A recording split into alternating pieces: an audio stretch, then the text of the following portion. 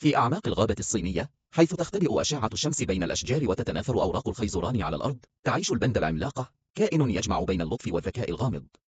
تبدأ رحلتها صباحا بالبحث عن الطعام، تمسك بخيزرانها بأصابعها الستة، بما في ذلك الإبهام الزائف، فتقطعه بدقة كما لو كانت آلة طبيعية.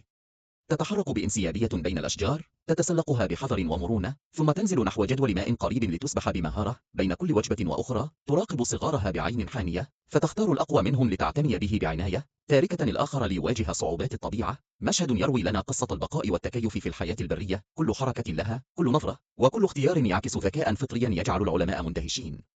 في هذه الغابة، تعلمنا الباندا أن الذكاء واللطف يمكن أن يتواجدان في مكان واحد، وأن الطبيعة دائما تخبئ أسرارا لم نكتشفها.